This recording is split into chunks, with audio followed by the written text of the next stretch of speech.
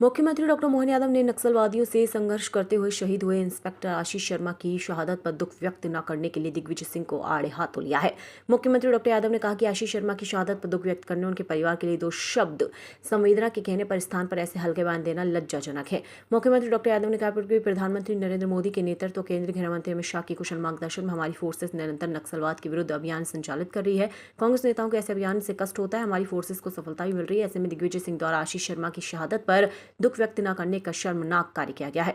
मुख्यमंत्री डॉक्टर यादव ने कहा कि दिग्विजय सिंह को यह नहीं भूलना चाहिए कि नक्सलवादी किसी के नहीं होते, वे निर्धन तबके पर अत्याचार करते। दिग्विजय सिंह के बयान जैसे कृत्यों के कारण जनता का कांग्रेस से मन टूटता है। आशीष शर्मा ने देश की सेवा करते हुए जान की बाजी लगाकर नक्सलवादियों के विरुद्ध लड़ते हुए अपना कर्तव्य निभाया। राज्य सरकार ने प्रधानमंत्री और केंद्रीय गृहमंत्री की भावना के अनुसार शहीद आशीष शर्मा के भाई को सेवा में लेने उनके नाव से गांव में पार्क के निर्माण, परिवार को आर्थिक सहायता देने का कार्य किया है।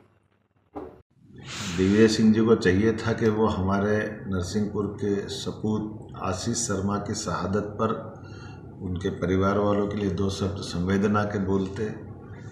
उनकी बहादुरी से की गई मुठभेड़ के आधार पर उनने प्राण की बाजी लगा दी। उनको राष्ट्रपति द्वारा पुरस्कृत करने की बात करते। राज्य सरकार ने उनके लिए जितना जो बन सके हमने सबने माननीय गृह मंत्री जी के और माननीय प्रधानमंत्री की भावना के अनुसार उनके अपने परिवार के लिए छोटे भाई को आउट ऑफ टर्म हमने उनको सब इंस्पेक्टर बनाने की बात कही है। उनको सब प्रकार से उनके इस अप्रतिम योगदान के आधार पर उस गांव के अंदर आशीष शर्मा जी के नाम पर पार्क बनाने की घोषणा की गई, स्टेडियम बनाने की घोषणा की गई। लेकिन कांग्रेस के पूर्व मुख्यमंत्री 2 शब्द संवेदना के भी नहीं बोलते हैं। इससे ज़्यादा दुर्भाग्य की क्या बात होगी।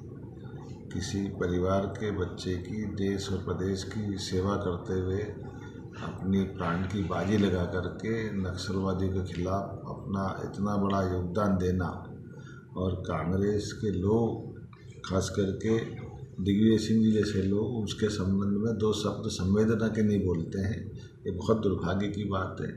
इसी तरह की व्यवस्थाओं से कांग्रेस का मन टूटता है, कांग्रेस से जनता का मन टूटता है। कांग्रेस के लोगों को अपने अतीत के इन सारे कर्मों की कीमत जनता के साथ जाने के बाद चुकाना पड़ेगी। नक्सलवादियों के खिलाफ हमारे जवान जब जान की बाजी लगा करके अपनी शहादत तक देने को तत्पर हैं।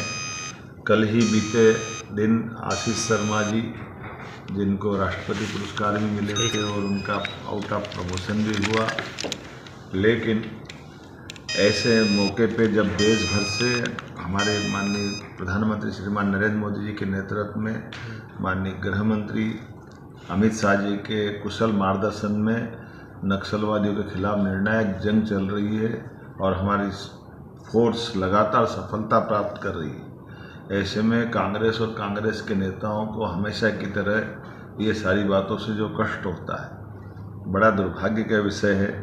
जब पूर्व मुख्यमंत्री दिग्विजय सिंह जी इस नक्सलवादी मूवमेंट के खिलाफ चलने वाले आंदोलन में नक्सलवादियों का साथ देते दिखाई देते हैं। वो एनकाउंटर में उस एनकाउंटर को सस्पेक्टेड बताते हैं, फर्जी बताते हैं। कितना दुर्भाग्य है।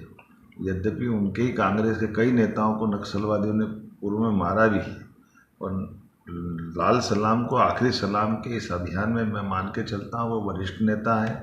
वो जनता से उनको माफ़ी मांगना चाहिए और एक बार उनको स्मरण होना चाहिए कि ये किसी के नहीं है, ये गरीब लोगों के साथ अन्याय करते हैं, अत्याचार करते हैं। और ऐसी घटनाओं में